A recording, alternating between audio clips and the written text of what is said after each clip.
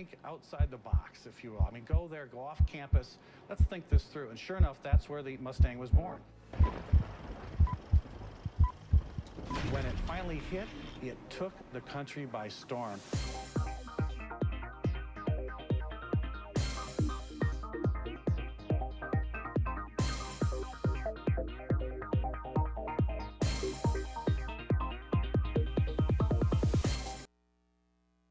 Hello everybody and welcome to another edition of Cars in Context. I'm your host John Clor. This is the show where we're going to put cars into the context of your everyday life. You know, after all, this is the Motor City. So we're going to try to enlighten you a little bit, give you some education, and maybe even entertain you. That's my hope. But we will make no apologies for our decidedly Detroit perspective. Today we've got a great topic. For those of you that like to do a little bit of work with your transportation, we're going to be talking about what the heck has happened to the small truck market. So if you were in the market for a small truck, had a small truck, you even like to consider small trucks, but you can't find any, we brought in an expert, our favorite auto blogger, the founder and editor of thevirtualdriver.com, none other than Chris Sawyer. Christopher, thank you for joining us again. You're welcome, John. I appreciate you joining us. This is really going to be a great topic because a lot of people just wondered what happened. You don't see it in the news. No. A lot of journalists aren't covering this for you folks. They're just not even bothering, and they're buying what's being sold to them by the marketers from the auto companies, and we're going to throw a little kerosene on this fire and get that one going. But before we do that and get to that little topic of the day, first we have to find out what's in the news. Okay, I'm going to start off, Chris, and we're going to talk to you a little bit about compressed natural gas. That's called CNG for you acronym freaks. How do you look at me when you say that? In an effort to get more CNG vehicles on the road, the U.S. government has got a coalition put together. 22 states are now in this little coalition, and they say they're all promising they're going to purchase CNG vehicles for their, state fleets, if and only if the automakers would build more of them. Now, according to a story in the Detroit News, Colorado's Governor John Hickenlooper, I love saying John Hickenlooper, he says that this group wants to purchase up to 10,000 natural gas-powered vehicles for a year, and that's in 1 year, and that's just in his state. Now, instead of converting the fleets they already have, they want to buy CNG cars that are built at the plants because they say it's actually cheaper than converting cars that are already out there and that they have in their fleet. Now, Honda and Chrysler are right now the only two OEMs that are actually sell a CNG gas-powered vehicle to retail customers.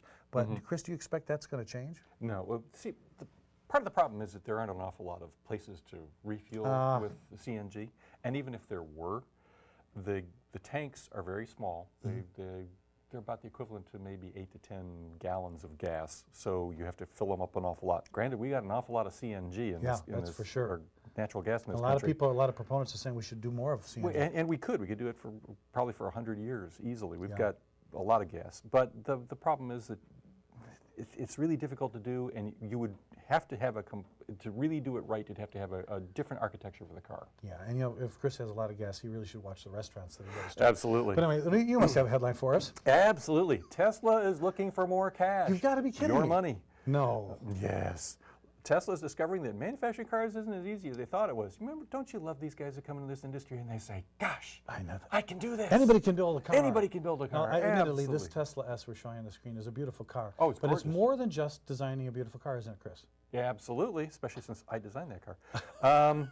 You've got to deliver targets on quality, on fuel economy, on safety standards. All that? And that's difficult and it's expensive, and there are, 15,000 parts in a car or whatever it is? It's just not. There's a lot. It's not as There's easy. 50,000 parts when I take it apart. Then Anyway. I put it back together and have parts left over. Exactly. So Tesla's facing a cash crunch, and it wants to sell as many as 8 million shares to raise about $225 million in capital. And this is after the company lowered its 2012 revenue target by $200 million, not an insignificant amount, and cut production of its Model S, of which less than 300 have been built. But think of it this way. If Mercedes and Toyota hadn't bought into Tesla, they wouldn't exist today. Yeah, they would have gone out of business. So, folks, if you're looking at, electric car industry's challenge, we know that. This is a beautiful car, but, Silicon Valley thinks, we could outdo Detroit any day of the week. So simple.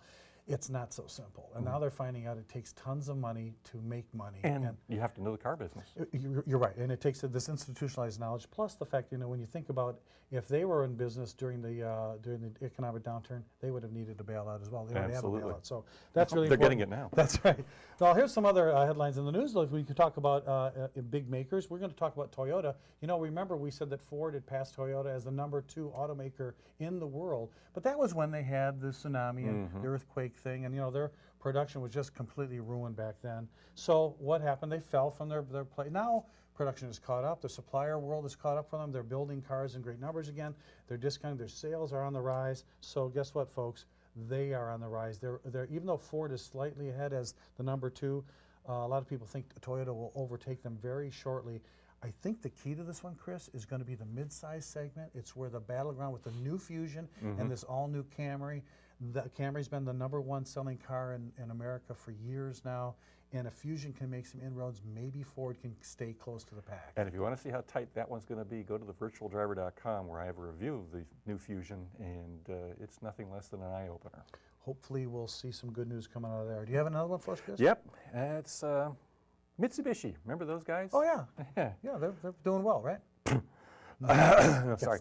They were once very popular, and they've been slipping for years, about 12 of them now, actually. Really? So that by late this year, they've only sold about 41,000 vehicles total Wait, in the entire in the United entire United States. Now, you take into account they've got 400 dealers. Okay, so That's about 103 cars per dealer. That is no dealer can survive on that. They're expecting to sell 103 a month, easily, Wow. a week. How are they staying in business? A lot of dealers aren't. There are an awful lot of empty Mitsubishi dealers. The standalones certainly are. Right. And now Mitsubishi apparently wants to drop 4 of the models that they build in the U.S. The Eclipse Spider, the Galant mid-size sedan, which hasn't been updated for years. Yeah, but a the mid-size mid-size the is bread and where butter. that's where all the market's going. That's where money is. And the Endeavor SUV, which is built off of the same platforms as those. So they're basically shut down U.S. production. And they've talked about going totally electric. Bye. Yeah, I don't know, folks. That could be like Pontiac and some of the brands, Studebaker and Mitsubishi. So if you've got a Mitsu, you could have a collector item on your hand. Absolutely. Yeah, well, speaking of overseas, I've got a little story here about China. We've been talking a lot about the Chinese getting into the auto parts business and the auto business, but now finally, maybe they're watching cars in context, but the federal government is now challenging all the dumping that's going on in the U.S. market when it comes to auto parts. And just listen to some of these numbers. Their subsidies that actually are threatening U.S. jobs. These aren't just a businessman's problem. Their grants and subsidies have helped this Asian country rise from the 5th largest auto and auto parts exporter in 2011 up from 16th back in 2002. So in just less than 8 or 10 years, these guys have rocketed to almost in the top 5. And then this year alone, we've gone after these guys for. Remember tires, the tire problem. Now they're dumping solar panels and wind turbine towers. Why? Because they see money's being made in these industries, so they're jumping in and then using their parts on wind turbines and to much to the point of putting some of our new startups out of business. So it's not just auto related, even though for me, the Chinese export bases, these are these little specialty areas of China that they subsidize to try to get more parts sent to the U.S. They provided $1 billion, that's $1 billion, a billion, for their auto parts exporters from 2009 to 11, just for those years. And that's from U.S. Data. Then China has filed a counter complaint against U.S. saying, well, you're putting duties and tariffs on things. So folks, this is going to be a contentious issue against the company, really the country that owns most of our debt than anyone. So we really have to watch. It's not just toothpaste and drywall, apparently. No, or cat food with antifreeze in it. Yeah, so there's not the dollar store stuff. It's your car parts are really important. That if you don't get a part that really works well for your car, you're going to be in a heap of trouble. So we'll follow this form, folks. And if you're going, Yep. Well, so before we get back to the topic of our day, we're going to take this little break, and we'll be right back. Hi, I am Lauren Parrott, host of Things to Do at the Grosse Pointe War Memorial.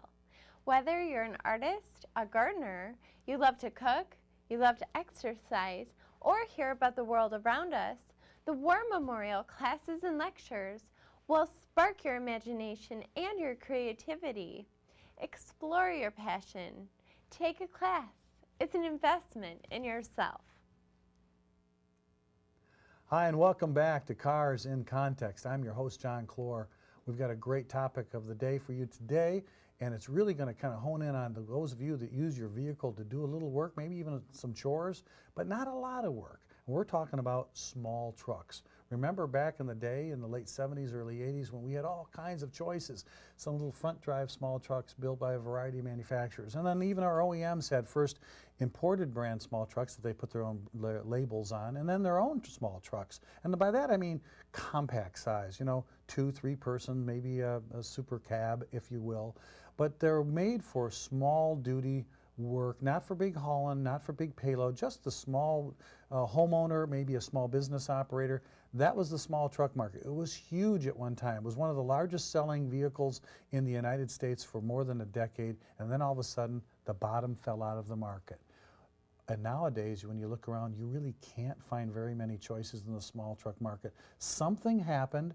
Something needs to be changed about that, and we're going to talk with one of the foremost experts on the car industry today. It's Chris Sawyer. Chris, thank you again for joining us here at Cars in Context. We're going to kind of uncover what happened. We had great choices. We had wonderful trucks, and then one by one, these people, they're not paying attention to what we want as consumers, and then they're all gone. Well, not entirely. Part of the problem was that the small pickup truck increased in size. I mean, you could get a quad cab small truck. Excuse me? What? That doesn't make any sense. Doesn't make any sense. That's like... and granted, the cabs, the standard cabs were so small. Well, when they first... Oh, my God. Let's go back to like some of the early ones, like the Chevy Love. The Courier. The Courier wasn't even built here. Yeah, it was a Mazda. It was a Mazda. So, Yep. But when you sat in it, I'm talking about a true two-place truck. No room behind your... No, none So whatsoever. you can't put a briefcase in it. No. So these were truly little compacts, 4-cylinder powered, no 6-cylinder, usually stick shift. Yep. Right? So, number one, fuel economy and just a bed in the back to do some light-duty hauling. That was Exactly. And there was a niche for it. And you even had things like the Dodge Rampage. Oh, yeah. Well, Yeah. I wish I had one now. Well, yeah, we could. Well, remember the VW Rabbit pickup? Absolutely. Now that was cool. There is room for that, but what's the cost? And part of the problem is that those were separate fame in body pickups, except for things like the Rampage and the Golf. They were, or excuse me, Rabbit. Built off they were built off of car a car platform, exactly. So you couldn't really do that. But if you wanted to do a small unit body pickup truck, you have all the parts to do it in the pieces that are being done around the countries or around the companies. And you could very easily do it, but is there really that much of a market for it? Because if you look at it and you say, what am I charging for that small or mid-sized pickup now? You turn around and you go, you know what? I could get a base V6 F-150 for that amount and get a full-size pickup truck, and that's what a lot of people are doing.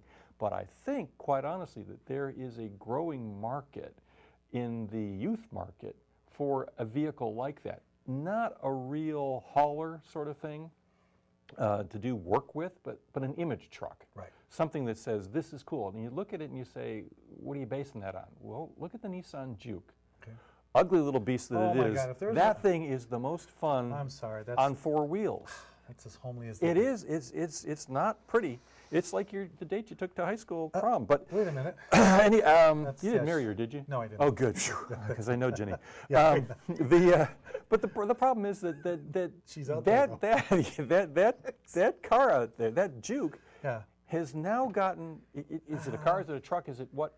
It's funky. Yeah, but it's all the pieces are there. You take that thing, make it into a pickup truck. You make a sport pickup. You make something that's fun to drive, and people will beat your door down. Okay, and I think therein lies the point. Okay, so we were talking about an era where we had lots of choices, and who were these people? Who were the customers? Well, it was young marrieds.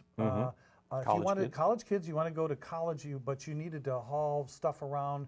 Maybe it was just your stuff from your dorm back and forth. These vehicles. Your laundry back home. The number one thing, Chris, they were cheap. These were inexpensive. Oh yeah. Little 4-banger stick shift trucks that were cheaper than cars. Why? Well, they didn't have another seat. They didn't have extra upholstery. They didn't need a lot of doodads or roll-up windows. Basic transportation, because as trucks used to be, they were farm implements. They were used on the farm to haul things, and they had a little bit of the car the niceties. Right. But you know what? what happened was the car makers started to add more and more into the as trucks. they always do. And then they said, well, let's say if you want more, more luxury, then you're going to get, guess what? I'm going to give you more utility. Maybe to get more utility, I'll have to make you bigger. So the guy who just wanted that small truck, all he wanted to do was tow his wave runner up to the lake and back. He wasn't hauling a motorhome. He was not hauling a trailer with lawn equipment, even though these trucks, as they got bigger and heavier duty and bigger. Right. And you got things like the Explorer Sport Track. Like, what was that? Well, here's where we really have to go. Let's go back to what happened with Ranger, Ford Ranger. The Courier was so successful that Ford built their own version called the Ranger pickup. That Ranger pickup came out and it was really an instant hit.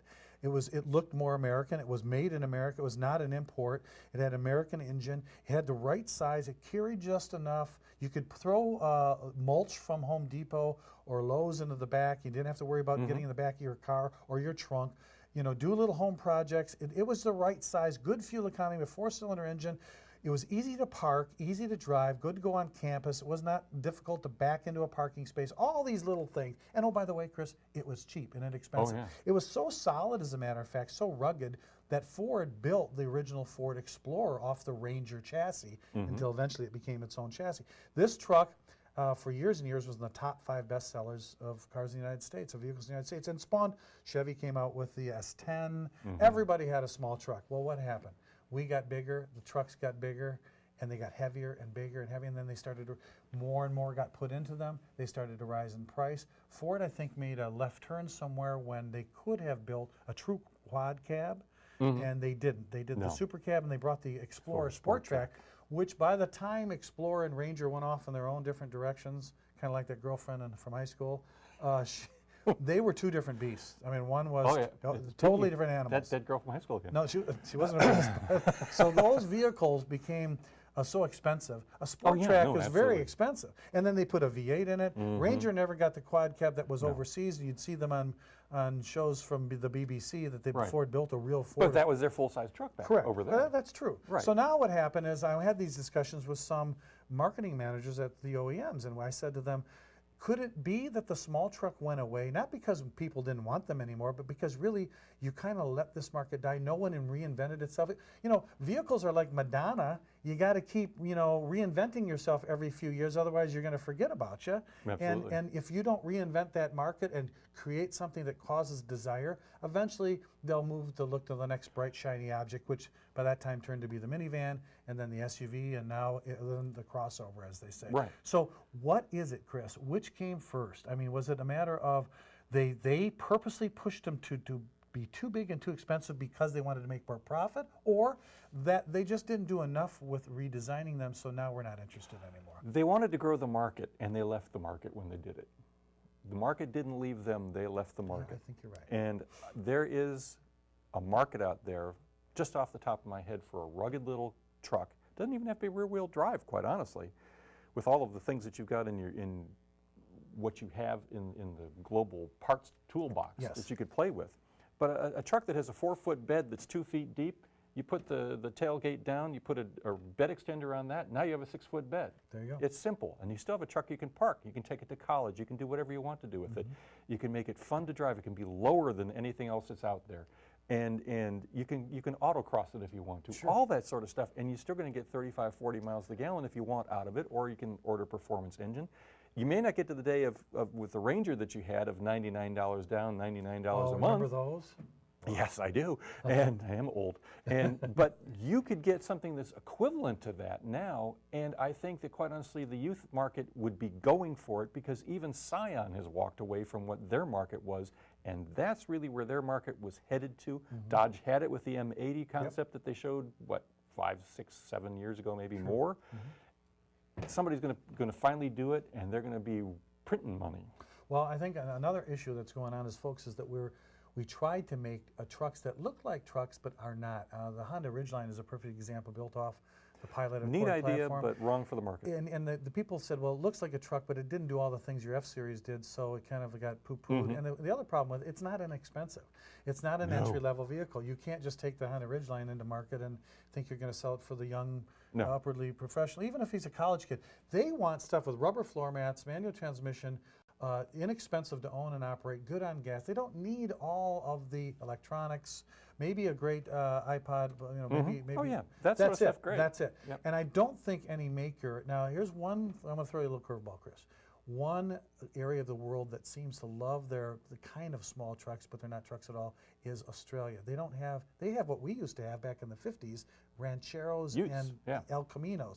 Why are they popular there still as car-based trucks? Because they do have sporty Utes, Yep. and they do have performance variants, and they have. They have high performance variants too. Yeah, absolutely. Why are we not bringing them over here? Good question. Well, GM almost did with Pontiac. I saw that at Auto Show. Came Yes. really close. Ford has thought about it a couple of times over here, but they're really not sure that it would justify the cost. Plus, their platform over there is a little older than they want. Exactly. So you could do that, but in Australia, those are big because, quite honestly, it's a car that, throughout its history, you can drive it to church on Sunday and you can drive it to work the rest of the week. That's the perfect, and and then do what you need to. If you've got to throw your saddle or dirty stuff in the back, it's great. I really think that now we're getting to the point where Americans can really kind of dictate this kind of market. When someone comes out with a product like this, or when you see and you go to the Detroit Auto Show, I hope you go to the auto show to see the concepts. It's time to speak up. They have people there. You may think it's just the guys that stealing all the shift knobs off the cars, the teenagers. It's not. There are people there from the car companies listening to what you say, and if you believe, hey, you know what? I don't need a full-size 3/4 ton pickup. I'd like a little sporty small truck that gets better fuel economy. Because why? Because my work doesn't require the full size. And oh, by the way, with that size comes you need a bigger garage. You don't get the fuel economy. The insurance is more. It can do more, yes. But you know what, Chris? I think it's time that somebody's stepping up. Now, what's the rumors out there? I heard through the grapevine that VW might try to stick their toe in the water, or maybe even Jeep to do a small, little tiny pickup based off of Jeep. Jeep has wanted to. In fact, Fiat really wants to do that very badly, very badly. VW has sort of a mid-size pickup. They showed it as a concept, but they announced at the Brazilian show, which opened recently, that they're going to do it. But it's not going to be sold here. It's not the right product for here. It's too much seen as a real pickup truck. They want to. They're thinking of doing something more on the MQB architecture, which will underpin the Golf. Sure. And maybe bring back the Rabbit pickup truck idea, but do it in a really sporty sort of GTI way. Oh, kids would that take would to be it. cool. Kids would really I'd take buy it. And the bottom line too is think about this. We have a wonderful we have the best trucks in the world. There's no question about that. I think the F-Series has been the best-selling vehicle in the States for I don't know how many years. And these are very, very good vehicles that work hard. But what about the cost? Sooner or later, people that are buying F-250, 350, the big Silverado 2500s, 3500s, these work trucks are getting more and more expensive. And it doesn't really make sense for a small business when you don't need to haul all that to really, and I think that's why the new Cube vans and the Transit Connect and those kind of trucks are becoming more popular. I think, Chris, this could be the time for somebody would be thinking smart out there to think about maybe a car-based small pickup, or maybe an inexpensive kind of like entry-level funky young person's pickup. This just might be the next big thing in the U.S. market. And with all of those vehicles, as we've seen in the past with Scion and everything else, those vehicles will have a big pull-through from the older generation as well. I mean, Scion, they love to tell you how young people bought the XB. Yeah. You know who the number 2 buyer of the XB was? No. A 44-year-old woman who's divorced with a 14-year-old son. It wasn't the kid market, I guess. No. I remember the launch of the Pontiac Aztek. I don't know if you remember that. The Pontiac Aztek was, folks, we went to the press reveal in Detroit and all over the country, really. They brought the Aztek up. They brought the marketing manager and a bunch of little kids hopping around and all these young people saying, this was the car for the youth market. This is funky. It looks different. It's different. It's got an interior that was made after frogmen diving gear, rubberized floors, had a camper hood. Oh, how cool it was. But guess what? Kids didn't buy the truck. Because it was homely. But it did appeal to housewives that bought. Oh yes, absolutely. They liked it was kind of different, and they called them names, and they were easy to hose out when the kids were back there, and their Cheerios got stuck to the floor, and the housewives were buying them. So sometimes, that degree from marketing from Harvard doesn't take you as far as you might think it is. Sometimes you just got to get out there and know car people and see how families use their vehicles. I think a small truck, Chris, right now, given the right market, could really take off here in the U.S. Very much. Yeah. Well, I'm going to tell you what, folks, if you have a question like why is this market going away, or what is happening wrong with my market, what happened to SUVs, big SUVs, will I have to give those up? Whether it be trucks or cars, you can always shoot us a question here at the War Memorial. You can call us or send me an email, jclor@carsincontext.com. Chris, it's going to be something we're going to have to watch from now on and really keep our eyes tuned to. Absolutely. Okay, well, we're going to have to move on. Can you believe it already? It's time for Pride in My Ride. Cool. Folks, if you haven't seen Pride in My Ride, this is the part of the show where you get to send in a picture of your car and tell us why you have pride in your ride. All you need is a JPEG photo and a description of why you have so much pride in it. Send it to us, to jclor@carsincontext.com, and we'll put you on the air. Today, we've got a really cool car. I went to the Mustang show at Ford World Headquarters, and I found a couple who watches us on our YouTube channel, Cars in Context TV. Chris, they also know that virtualdriver.com carries a lot of the Cars in Context show on via Vimeo. So this car is a 1976 Mustang II prototype, folks. Really? This is one of one. This was built, this is owned by a guy who used to work at Ford in the design studio named Doug DeLorme. His wife Rita owns this car. This was a one-off project. They showed it to Mr. Poling, Red Poling, who's now passed away, and said, we want to do a 1976. It's called the Branded Mustang. It had many features that the Western Mustangs had. It's got a tooled vinyl top, the branded logo on it, had a very Western theme to it, and they thought, boy, this would really sell in Texas, Oklahoma. As Mustang was known to sell regional cars, they built the one, they set it up to the executive branch, and guess what? They turned it down. So the cars that they built, so they were going to do 50 of these and sell them in Texas. Only one of them was left untouched, and Doug DeLorme said, you know what? I'm going to keep this car. He actually purchased it from Ford and squirreled it away, and now if you go to car shows, you may see this 1976 Mustang II Western Edition, the one of one, at a car show near you. Pretty cool, huh? Ooh. Thanks, Doug, for sending that in. But Chris, now it's time for, guess what? Viewer mail. Oh, no. That's right. I think Lauren Parrott may have viewer mail this week. Lauren, you do have some. Thank you, Lauren. Thank you, Lauren. Folks, we really owe it to Lauren for bringing us this wonderful viewer mail. Thank you for sending in your cards and letters and calling the War Memorial. This question comes from Charlie J. He's in Grosse Pointe Woods, watches WMTV on Comcast Channel 915. Here's the question. Oh, John, I liked your show about Car Care 101. That was with our buddy Joe Babiaz.